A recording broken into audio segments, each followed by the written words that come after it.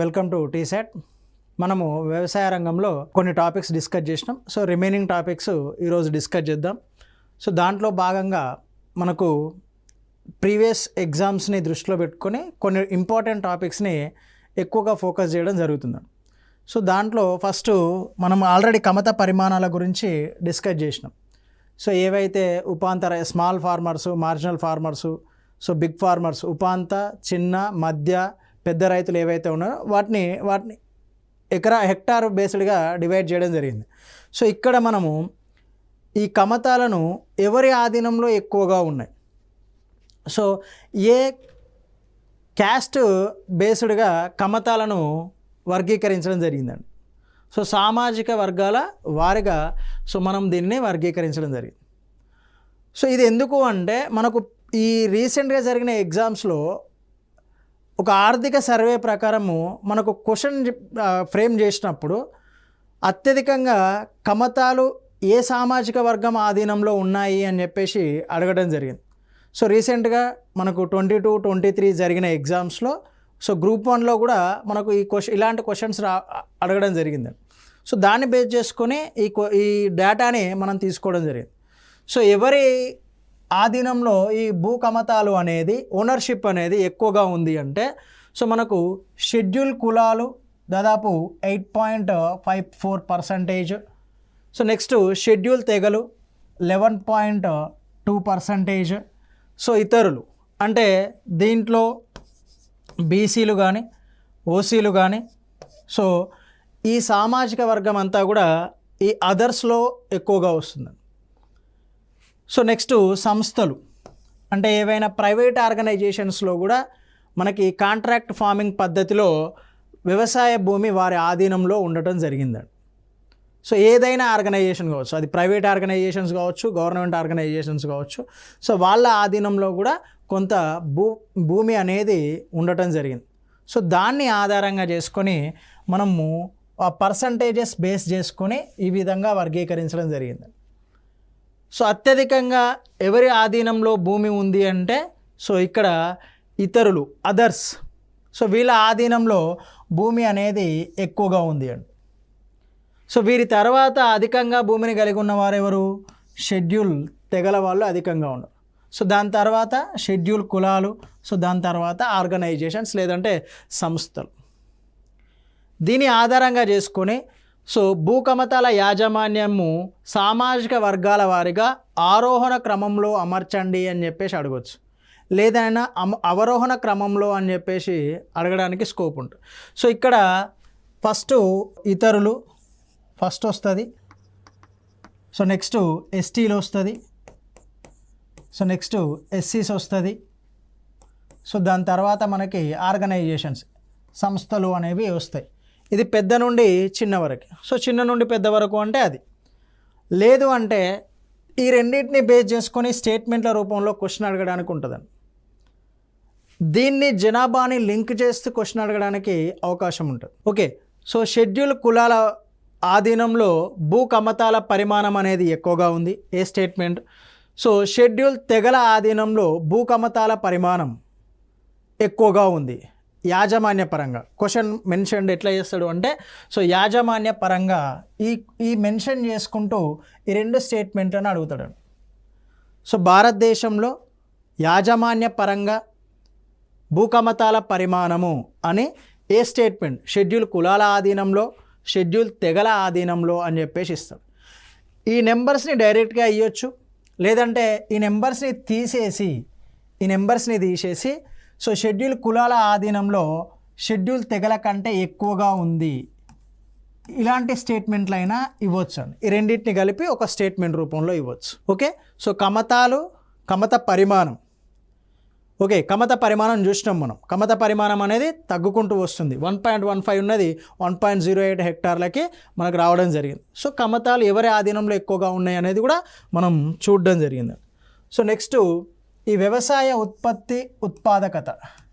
దీంట్లో మనకు ఉత్పాదకత అనేది ఇంపార్టెంట్, దిగుబడి, రైట్? సో ఉత్పాదకత ఈజ్ నథింగ్ బట్ దిగుబడి, ఇది చాలా ఇంపార్టెంట్. సో వాటి యొక్క డెఫినేషన్స్ కనుక తీసుకుంటే మొత్తం విస్తీర్ణంలో పండే పంట మొత్తాన్ని వ్యవసాయ ఉత్పత్తి అని చెప్పేసి అంటారు. సో ఎంతైతే మనము సాగు చేస్తామో ఆ సాగు భూమిలో ఒక పంటను పండిస్తే సో దాంట్లో నుంచి వచ్చే ఉత్పత్తిని ఏమంటారు అంటే మొత్తం వ్యవసాయ ఉత్పత్తి అని చెప్పేసి పిలుస్తారు. అలా కాకుండా ఉత్పాదకత, ఇది ప్రొడక్టివిటీకి సంబంధించింది. ఉత్పాదకత సపోజ్ మీకు ఇక్కడ ఒక 2 హెక్టార్ల భూమి కానీ లేదంటే 1 హెక్టార్ భూమి కానీ ఉంది, లేదంటే 1 ఎకరం భూమి ఉంది అనుకోండి. 1 ఎకరం భూమి ఉంది. ఈ 1 ఎకరం భూమిలో మీరు ఏదైనా పంటను పండించు, అది ఆహార పంట కావచ్చు, వాణిజ్య పంట కావచ్చు, పండించడం జరిగిందండి. సో మీకు ఏమవుతుంది అంటే దీంట్లో నుంచి దిగుబడి వస్తుంది కదా. ఈ 1 ఎకరంలో మీరు సపోజ్ వరిని పండించులు అనుకోండి. వరిని పండిస్తే నేను ఉదాహరణ చెప్తున్నాను, ఇక్కడ 50 బస్తాల వరి వచ్చింది అనుకోండి. 50 బస్తాల వరి వచ్చింది. ఎప్పుడు? ఇది 2010-11 ఆ టైంలో. ప్రస్తుతం మనం ఈ రసాయనాలను ఎక్కువగా ఉపయోగిస్తున్నాం కాబట్టి సపోజ్ సో దిగుబడి అనేది పెరగొచ్చు, తగ్గొచ్చు, అక్కడున్న పరిస్థితులు అనేవి డిఫరెంట్గా ఉంటాయి. కాబట్టి సపోజ్ 2023-24కి సో ఆ బస్తాల దిగుబడి అనేది 60 బస్తాలుగా ఉంది. వరి దిగుబడి అనేది 60 బస్తాలుగా ఉంది. దీన్ని ఏమంటారు అంటే ఈ 50 బస్తాలను ఉత్పాదకత అంటారు. సో 1 హెక్టార్ విస్తీర్ణంలో పండే పంటను ఉత్పాదకత అంటారు. ఎంత పంట పండుతుంది, ఎంత విస్తీర్ణంలో పండుతుంది అనేది డిఫరెంట్. 1 హెక్టార్లో ఎన్ని బస్తాలు వస్తున్నాయి, ఎంత ఉత్పత్తి అవుతున్నది అనే దాన్ని మనం ఉత్పాదకతగా పిలవటం జరుగుతుంది. సో 50 బస్తాలు వస్తుంది, అక్కడ సగటు ఉత్పాదకత ఎంత? 50 బస్తాలు. సో అది 2023-24లో సగటు ఉత్పాదకత ఎంత? 1 హెక్టార్కి 60 బస్తాలు. ఇది ఉదాహరణ అండి, మీకు అర్థం కావడానికి ఉదాహరణ తీసుకొని చెప్పిన నేను. ఓకే, సో ఇది మనకు 1950 స్వాతంత్ర అనంతరం మనము ఈ క్రైసిస్ కరువులో ఉండేదండి. సో ఆహార ధాన్యాల ఉత్పత్తి తక్కువగా ఉండేది. ప్రతిదీ కూడా మనం వేరే దేశాలపైన ఆధారపడి దిగుబడి చేసుకోవడం జరిగింది. సో 1950 దశకంలో వ్యవసాయ ఉత్పాదకత అనేది తక్కువగా ఉండేది. సో మనం ఏదైతే మాట్లాడుకున్నామో భారత ఆహార ధాన్యాల దిగుమతి దేశంగా ఉండేదండి. సో దాని తర్వాత మనకు హరిత విప్లవము అనే దాన్ని మనం దీన్ని డిస్కస్ చేస్తాము. హరిత విప్లవము అనేది ప్రవేశపెట్టడం మూలంగా ఎప్పుడైతే భారతదేశంలో హరిత విప్లవం ప్రవేశపెట్టిలో సో అప్పుడు ఏమైంది అంటే ఉత్పాదకత అనేది ఏదైతే ప్రొడక్టివిటీ అన్నదో ఆ ఉత్పాదకత అనేది పెరిగిందండి. అంటే 1 హెక్టార్కి 50 కేజీల నుంచి 60 కేజీలు అంటే ఉత్పాదకత ఎంత పెరిగింది అంటే 10 కేజీల ఉత్పాదకత పెరిగింది. దానికి గల ప్రధాన కారణం ఏంటి అంటే హరిత విప్లవం అండి. మీకు ఈ ఎగ్జాంపుల్ని స్టేట్మెంట్ రూపంలో అడగడానికి స్కోప్ ఉంటుందండి. ఓకే, సో 1950-51లో భారతదేశంలో 1 హెక్టార్కు ఉత్పాదకత తక్కువగా ఉండేది. సో 2021-22లో ఉత్పాదకత అనేది ఎక్కువగా ఉంది. ఇదొక స్టేట్మెంట్ అడగొచ్చు. స్టేట్మెంట్ల రూపంలో ఉత్పాదకతకు సంబంధించి స్టేట్మెంట్ల రూపంలో అడుగుతాడండి. ఉత్పాదకతనే అడుగుతాడు, దిగుబడి అనే అర్థమయ్యే విధంగా అడగడండి. సో టెర్మినాలజీ ఎకానమీలో ఇంపార్టెంట్ అని ఎందుకు చెప్తున్నాము అంటే వాడు డైరెక్ట్ ఉత్పాదకత అంటాడు. సో మనం చదువుకోవడం ఏంటి అంటే ఈ నార్మల్ బుక్లో దిగుబడి అని ఉంటుంది.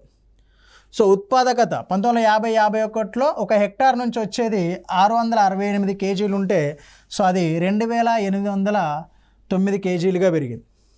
రైట్. సో 1951లో సపోజ్ ఇది వరికి సంబంధించింది, ఇది గోధుమలకు సంబంధించింది. 714 కేజీలు ఉంటే 3507 కేజీలుగా ఉన్నదండి ప్రస్తుతం. సో ఉత్పాదకత అనేది పెరుగుతూ వస్తుంది. దీన్ని స్టేట్మెంట్ల రూపంలో అడగొచ్చు, దీన్ని మిక్స్ చేసుకొని అడగొచ్చు. 1950-51లో భారతదేశంలో వ్యవసాయ ఉత్పాదకత అనేది తక్కువగా ఉంది. రైట్. సో 2020-21లో వ్యవసాయ ఉత్పత్తి అనేది ఎక్కువగా ఉంది. ఈ రెండింటిని కంపేర్ చేస్తూ కూడా అడగొచ్చండి. లేదు అంటే దీన్ని ఒకటే స్టేట్మెంట్ రూపంలో ఏం అడుగుతాడు అంటే గత దశాబ్ద కాలంగా భారతదేశ వ్యవసాయ రంగంలో ఉత్పాదకత అనేది పెరుగుతూ ఉంది అని చెప్పేసి అడుగుతాడు. ఉత్పాదకత పెరుగుతుంది, ఇలాంటి క్వశ్చన్లు అయినా అడగవచ్చు. సో గత 5 సంవత్సరాల నుండి అడగవచ్చు. లేదు ఈ 5 దశాబ్దము అని కాకుండా వాడు ఈ ప్లేస్లో మనకి హరిత విప్లవము అని చెప్పేసి అడగవచ్చు. హరిత విప్లవ ప్రభావం వలన భారతదేశ వ్యవసాయ రంగంలో ఉత్పాదకత పెరుగుతుంది అని చెప్పేసి అయినా మనకు అడగడానికి స్కోప్ ఉంటుంది. సో ఉత్పాదకత అనేది చాలా ఇంపార్టెంట్. మనం సర్ప్లస్గా తయారైనాం, సో కొంత మిగులును సాధించుకొని ఎగుమతి చేసే స్థాయికి వెళ్ళినాము అంటే దానికి గల ప్రధాన కారణం హరిత విప్లవం. సో దాన్ని బేస్ చేసుకొని క్వశ్చన్ అడగడానికి ఆస్కారం ఉంటుంది. సో నెక్స్ట్ మొత్తం ఆహార పంటలు. మనకు ఆహార పంటలు అంటే ఏవైతే మనకు తినడానికి అనుకూలంగా ఉంటాయో వాటిని ఏమంటారు అంటే ఆహార పంటలు అని చెప్పేసి అంటాం. సో కొన్ని చోట్ల ఆహార పంటలు, కొన్ని చోట్ల వాణిజ్య పంటలు, అది డిఫరెంట్గా ఉంటుంది. సో భారతదేశంలో ఎక్కువ మొత్తంలో ఆహార పంటలుగా వేటిని చూస్తారు అంటే వరి, గోధుమ, పప్పు ధాన్యాలు. సో ఆ పప్పు ధాన్యాల్లో మనకు రకరకాల పప్పు ధాన్యాలు ఉంటాయి, పెసర్లు అని, మినుములు అని, సరే రైట్. సో డిఫరెంట్ పప్పు ధాన్యాలు అనేవి ఉంటాయి. సో దాంట్లో ఈ ఆహార పంటల్లో మనకు మొత్తంలో ఎక్కువ భాగం వేటిని పండిస్తున్నారు అంటే ఈ ఆహార పంటలనే పండిస్తున్నారు. సో దేశం మొత్తం మీద పంట భూమిలో 3/4 వంతు ఏవి ఆక్రమిస్తున్నాయి అంటే మనకు ఆహార పంటలే ఆక్రమిస్తున్నాయి. దీని నుంచి కూడా స్టేట్మెంట్ రూపంలో క్వశ్చన్ తీసుకోవచ్చండి. సో భారతదేశంలో సాగు భూమిలో సో ఎక్కువ భాగం ఎక్కువ శాతం ఆహార పంటలు ఆక్రమిస్తున్నాయి అని చెప్పేసి స్టేట్మెంట్ రూపంలో ఇవ్వచ్చు. స్టేట్మెంట్ రూపంలో క్వశ్చన్ ఇవ్వచ్చు అండి. మీకు డేటా అడగకుండా మొత్తం కంప్లీట్గా ఇలాంటి కాన్సెప్ట్ ఓరియంటెడ్గా స్టేట్మెంట్లు ఇచ్చిండు అనుకోండి, సో అప్పుడు ఇబ్బంది అవుతుందండి.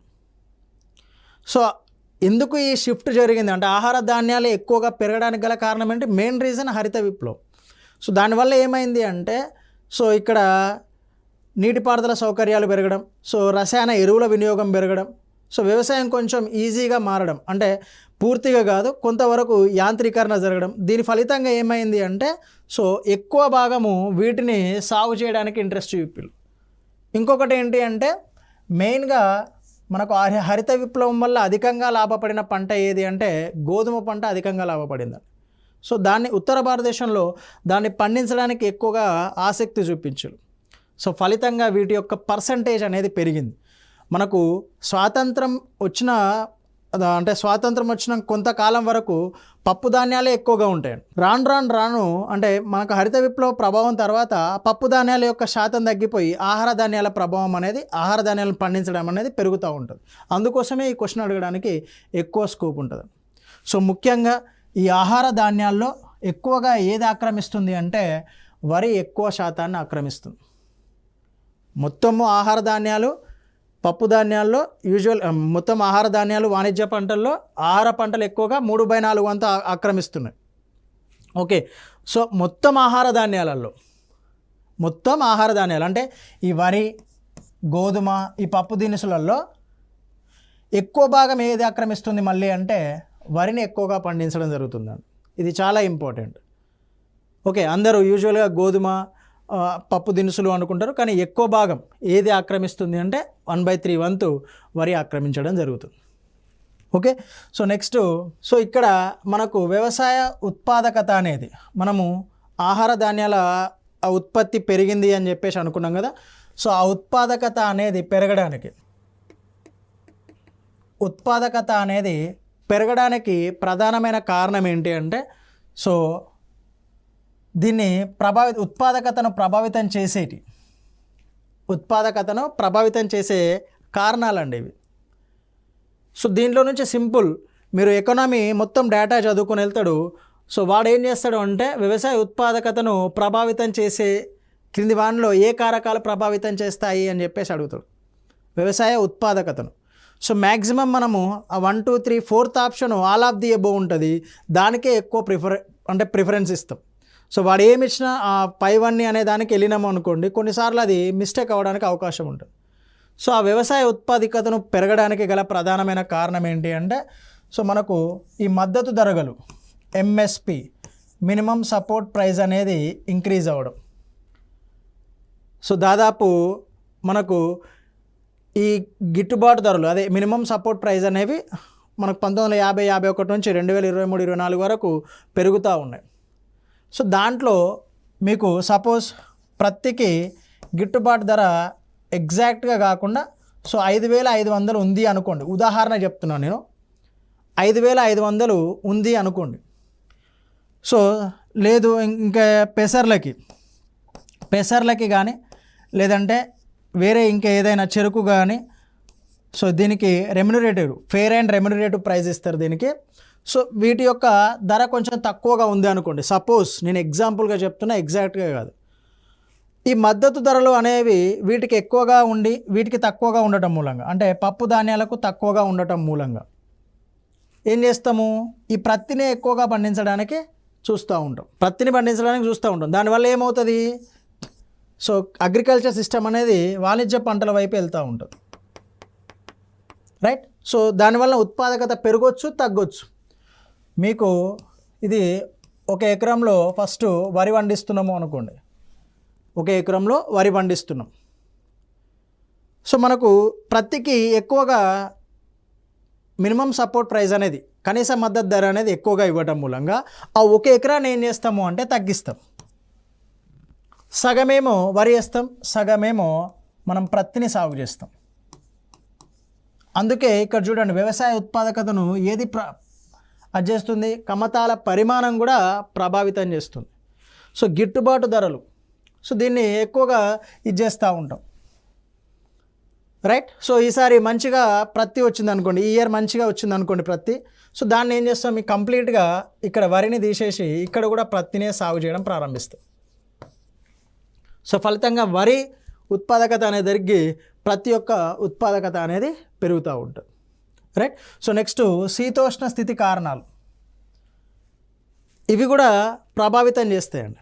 ఏ విధంగా ప్రభావితం చేస్తాయి అంటే, భారతదేశంలో నైరుతి ఋతుపవనాల ఆధారంగా దాదాపు 70% భూభాగం 70% వర్షపాతం అనేది వస్తూ ఉంటుంది. దీంట్లో ఎల్నినో ప్రభావం కానీ లానినో ప్రభావం కానీ ఉంది అనుకోండి. సపోజ్ ఎల్నినో ప్రభావమే ఉంది అనుకోండి, ఎల్నినో ప్రభావం, దీనివల్ల మనకేమవుతుంది అంటే కరువులు సంభవిస్తాయి. అంటే మనకు రావాల్సిన వర్షపాతం అనేది తక్కువగా రావడం జరుగుతుంది. ఫలితంగా ఏమవుతుంది, ఎప్పుడైతే ఎక్కువ వర్షపాతం వస్తుందో అప్పుడు వరిని సాగు చేస్తాం. ఎప్పుడైతే తక్కువ వర్షపాతం వస్తుందో తక్కువ వర్షపాతానికి అనుకూలంగా ఏవైతే పంటలు ఉంటాయో వాటిని సాగు చేస్తాం. పప్పు ధాన్యాలు కావచ్చు, రైట్. సో నూనె గింజలు కావచ్చు, వీటిని సాగు చేస్తూ ఉంటాం. వర్షపాతం ఎక్కువగా ఉంటేనేమో వరి సాగు చేస్తాం, వర్షపాతం తక్కువగా ఉంటేనేమో పప్పు దినుసులు వీటిని సాగు చేస్తాం. సో దానివల్ల కూడా ఉత్పాదకత అనేది చేంజ్ అవుతూ ఉంటుంది, మార్పుకు లోనవుతూ ఉంటుంది. ఓకే. సో నెక్స్ట్ ఈ సాంకేతిక విధానాల వల్ల, అంటే గ్రామీణ ప్రాంతాల్లో ఇంకా పూర్తిగా యంత్రాలు అందుబాటులోకి రాలేదు. సో యంత్రాలు అందుబాటులోకి వచ్చిన దగ్గర ఉత్పాదకత అనేది ఎక్కువగా ఉంటుంది, యంత్రాలు అందుబాటులోకి రాని దగ్గర ఉత్పాదకత అనేది తక్కువగా ఉంటుందండి, రైట్. సో ఉత్పాదకతను ప్రభావితం చేసే అంశాలు ఏవి అంటే ఈ 5 అంశాలు ఉత్పాదకతను ప్రభావితం చేస్తాయి. సో మీకు జనరలైజ్డ్ క్వశ్చన్, ఉత్పాదకతను ప్రభావితం చేసే అంశాల్లో లేనిది ఏది, ఉన్నది ఏది అని అడగవచ్చు. ఓకే. సో ఇవి ఉత్పాదకతను ప్రభావితం చేసే అంశాలు. సో దీని తర్వాత సో హరిత విప్లవము అనే టాపిక్ ఉంది. హరిత విప్లవము, దీంట్లో నుంచి కంపల్సరీ ఒక క్వశ్చన్ అడగడానికి స్కోప్ ఉంటుంది హరిత విప్లవం మీద నుంచి. ఇంతకుముందు ప్రీవియస్ జీకే స్టాండర్డ్లో క్వశ్చన్ అడిగేది ఏంటి అంటే దీంట్లో నుంచి హరిత విప్లవాన్ని మొదటగా ఉపయోగించింది ఎవరు, ఆ పదాన్ని మొదటగా ఉపయోగించింది ఎవరు, సో ఆ ఫాదర్ ఆఫ్ గ్రీన్ రెవల్యూషన్, హరిత విప్లవ పితామహుడు అని ఎవరిని అంటారు, సో భారతదేశంలో హరిత విప్లవ పితామహుడు ఎవరు, ఇలాంటి సింపుల్ క్వశ్చన్ అడిగేదాన్ని. సో దానికి కొంచెం స్టాండర్డ్ పెరిగింది కాబట్టి సో వాటిని కూడా మనం ఏ విధంగా క్వశ్చన్ అడగడానికి స్కోప్ ఉందో ఆ విధంగా నేర్చుకొని లాస్ట్లో క్వశ్చన్స్ డిస్కస్ చేద్దాం, రైట్. సో హరిత విప్లవము అనే పదాన్ని, గ్రీన్ రెవల్యూషన్ అనే పదాన్ని మొదటగా ఉపయోగించింది విలియం ఎస్ గాండ్. ఈయన ఉపయోగించడం జరిగింది. సో ఈయనను ఫాదర్ ఆఫ్ గ్రీన్ రెవల్యూషన్ అన్నారండి, హరిత విప్లవ పితామహుడు అని చెప్పేసి ఈయన అన్నారు. సో హరిత విప్లవ పితామహుడు అని చెప్పేసి ఎవరిని అంటారు అంటే నార్మన్ బోర్లాగ్ని హరిత విప్లవ పితామహుడిగా పిలవడం జరుగుతుంది. సో ఆయన చేసిన పద్ధతుల్ని తీసుకొని సో భారతదేశంలో ప్రవేశపెట్టింది ఎవరు అంటే ఎంఎస్ స్వామినాథన్. సో అందుకే ఆయనను భారతదేశ హరిత విప్లవ పితామహుడిగా పేర్కొంటాం. సో ప్రపంచంలో హరిత విప్లవ పితామహుడు అంటే నార్మన్ బోర్లాగ్, భారతదేశంలో హరిత విప్లవ పితామహుడు అంటే MS Swaminathan. MS Swaminathan. So ఇక్కడ హరిత విప్లవము డెఫినేషన్ తెలియడంతో పాటు ఏ విధంగా హరిత విప్లవము అంటే మనకు ఉత్పాదకతకు తోడ్పడింది అనేది కూడా అర్థం చేసుకోవాలి. హరిత విప్లవము అంటే ఫస్ట్ ఏంటి, హై ఈల్డింగ్ వెరైటీస్ విత్తనాలు ఏవైతే ఉంటాయో వాటిని ప్రవేశపెట్టడం, అంటే అధిక దిగుబడినిచ్చే వంగడాలను ప్రవేశపెట్టడం అండి. అధిక దిగుబడినిచ్చే వంగడాలు విత్తనాలు, అధిక దిగుబడినిచ్చే విత్తనాలు ప్రవేశపెట్టడం. రసాయనిక ఎరువుల ఉపయోగం, నీటిపారుదల సౌకర్యాలు ఎక్కువగా కల్పించడం, ఇవన్నీ కూడా దేనిలో భాగము అంటే హరిత విప్లవంలో భాగం అండి. సో భారతదేశము 1950 నుంచి దాదాపు 66 వరకు కూడా మనం దిగుమతి దేశంగా ఉండేది. ఆహార ధాన్యాలు కానీ నూనె గింజలు కానీ దిగుమతి దేశంగా ఉండేది. ఎప్పుడైతే ఈ పద్ధతులను అధిక దిగుబడినిచ్చే హైబ్రిడ్ వెరైటీ సీడ్స్ ఉపయోగించుకోవడం, రసాయనిక ఎరువుల వినియోగాన్ని పెంచుకోవడం, సో దాదాపు ఇప్పుడైతే రసాయన వినియోగం అనేది ఎక్కువగా పెరిగిపోయింది. పంజాబ్, హర్యానా ఆ ప్రాంతాల్లో అయితే సగటున హెక్టార్కి మనం ప్రపంచ సగటు కంటే ఎక్కువ కూడా భారతదేశంలో వినియోగం ఉంది. ఓకే, సో నీటిపారుదల సౌకర్యాలు ఎక్కువగా కల్పించడం, సో దీన్ని హరిత విప్లవంలో భాగంగా చేపట్టడం జరిగిందండి. సో ఈ మూడింటిని హరిత విప్లవం, యంత్రాలు ఉపయోగించడం, సో వీటన్నింటిని కూడా హరిత విప్లవంలో భాగంగా చేర్చడం జరిగింది. సో దాని ఫలితంగా అంటే భారతదేశంలో దీని ఫలితంగా ఏమైంది అంటే మనకు నేను ఇందాక చెప్పినట్టు సో 3వ పంచవర్ష ప్రణాళిక కాలంలో మనకు మొదటి పంచవర్ష ప్రణాళిక వ్యవసాయ రంగానికి సంబంధించి, 2వ పంచవర్ష ప్రణాళిక పారిశ్రామిక రంగానికి సంబంధించింది, అంటే ఎక్కువగా పరిశ్రమలను స్థాపించడం జరిగింది. సో ఇవి జరిగినాయి. సో 3వ పంచవర్ష ప్రణాళిక కాలంలో మనకు 1965-66 ఆ టైంలో ఏంటి అంటే కరువు పరిస్థితులు ఉండేటి అండి భారతదేశంలో. మనము వ్యవసాయ రంగం పరంగా, దాంతోపాటు ఆ టైంలో ప్రధానమంత్రులు చనిపోవడం మూలంగా, సో దానితో పాటు ఈ చుట్టుపక్కల నైబర్ కంట్రీస్ ఏవైతే ఉన్నాయో పాకిస్తాన్, చైనా ఈ యుద్ధ సమయం ఉండేది. సో ఇలాంటి పరిస్థితుల కారణంగా మనకు తీవ్రమైన కరువు పరిస్థితులు ఉన్నాయి. సో దాంతో ఏం చేసినాము అంటే ఈ 1965-66 టైంలోనే 1965-66 టైంలోనే మనము ఈ హరిత విప్లవాన్ని ప్రవేశపెట్టడం జరిగిందండి. హరిత విప్లవాన్ని ప్రవేశపెట్టడం జరిగింది. సో ఈ హరిత విప్లవాన్ని ప్రవేశపెట్టడం మూలంగా ఏ టైంలో 1966 ఖరీఫ్ సీజన్లో. సో దేనికోసం ప్రవేశపెట్టినాము అంటే వ్యవసాయంలో సెల్ఫ్ రిలయన్స్, ఏదైతే స్వయం సమృద్ధి సాధించాలనే లక్ష్యంతో హరిత విప్లవం, దీన్నే నూతన వ్యవసాయ వ్యూహము అని చెప్పేసి పిలుస్తారు. నూతన వ్యవసాయ విప్లవం, దీన్ని ప్రవేశపెట్టడం జరిగిందండి. ఇక్కడ నుంచి క్వశ్చన్ ఏ విధంగా ప్రీవియస్గా అడిగిండు అంటే ఏ సంవత్సరంలో భారతదేశంలో హరిత విప్లవాన్ని ప్రవేశపెట్టడం జరిగింది అన్నాడు. భారతదేశంలో హరిత విప్లవాన్ని ప్రవేశపెట్టడం జరిగింది. సో ఏ సంవత్సరంలో 1966 ఖరీఫ్ సీజన్లో ప్రవేశపెట్టడం జరిగింది. సో అది ప్రవేశపెట్టిన తర్వాత అంటే ఏవైతే మనకు ఈ 3 కాంపోనెంట్స్ ఉన్నాయో వీటిని ఉపయోగించుకుంటూ హరిత విప్లవాన్ని ప్రవేశపెట్టడం వల్ల ఏమంది అంటే ఆహార ధాన్యాల ఉత్పత్తి అనేది పెరిగిందండి. ఆహార ధాన్యాల ఉత్పత్తి పెరిగింది. సో ఎలా పెరిగింది మీరు చూడండి. 1960-61 అంటే హరిత విప్లవానికి అంటే ముందు 35 మిలియన్ టన్నులు ఉండేవి. ఆహార ధాన్యాల ఉత్పత్తి ఎంత? 35 మిలియన్ టన్నులు. సో ప్రస్తుతం 2023-24 నాటికి ఆహార ధాన్యాల ఉత్పత్తి ఏమైంది? 136.7 మిలియన్ టన్నుల స్థాయికి పెరిగిందండి. వీడు ఇక్కడ నుంచి క్వశ్చన్ ఇచ్చేటప్పుడు ఏ విధంగా ఇస్తాడు అంటే 3 టైమ్స్ అంటే 3 రెట్లు, 4 రెట్లు ఇలాంటి ఇస్తాడండి. మీరు ఎగ్జాక్ట్ ఫిగర్స్ ఇవ్వకపోవచ్చు, 5 రెట్లు, రైట్. సో ఇది మెయిన్గా వరికి సంబంధించి. ఓకే, సో ఈ విధంగా అంటే 1961లో 35 మిలియన్ టన్నులు ఉంటే 2023-24 నాటికి 136 మిలియన్ టన్నుల స్థాయికి పెరిగింది. సో దానితో పాటు ఇంకేం పెరిగింది? సో వాణిజ్య పంటల ఉత్పత్తిలో కూడా పెరిగిందండి. వాణిజ్య పంటల ఉత్పత్తి అంటే ప్రత్తి కావచ్చు, పొగాకు కావచ్చు. సో మనం ప్రత్తిలో ఆల్మోస్ట్ ఏంటి అంటే ఫస్ట్ ప్రపంచానికి పరిచయం చేసింది మనమే. సో దీన్ని ఎగుమతి కూడా చేస్తున్నాం. ఓకే, సో ప్రత్తి, పొగాకు, సో ఏవైతే పంటలు ఉన్నాయో చెరుకు, మిర్చి, సో ఈ వాణిజ్య పంటలని ఈ ఎక్కువ దిగుబడినిచ్చే వంగడాలను ఉపయోగించడం మూలంగా వీటి యొక్క ఉత్పత్తి అనేది గణనీయంగా పెరిగింది. ఎలా పెరిగింది చూడండి. సో ఇది హరిత విప్లవం కంటే ముందు 1960-61 టైంలో ఈ పంటల యొక్క ఉత్పత్తి 110 మిలియన్ టన్నులు. సో మెయిన్గా దేని గురించి మాట్లాడుతుండు అంటే చెరుకు గురించి మాట్లాడుతాం. సో మిలియన్ టన్నులు ఉన్న చెరుకు ఉత్పత్తి 2023-24లో 442.5 మిలియన్ టన్నులకు పెరిగిందండి. సో మెయిన్గా నీటిపారుదల సౌకర్యాలు, యాంత్రీకరణ, వీటిని హరిత విప్లవంలో కాంపోనెంట్స్ను ఉపయోగించుకోవడం మూలంగా చెరుకు ఉత్పత్తి అనేది పెరిగింది.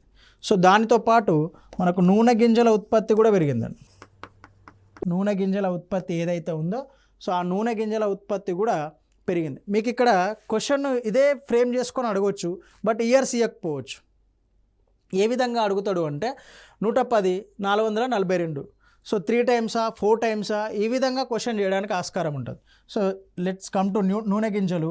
సో 1960-61లో 7 మిలియన్ టన్నులుగా ఉన్న నూనె గింజల యొక్క ఉత్పత్తి 2023-24 వచ్చేసరికి 39.6 మిలియన్ టన్నులకు పెరిగింది.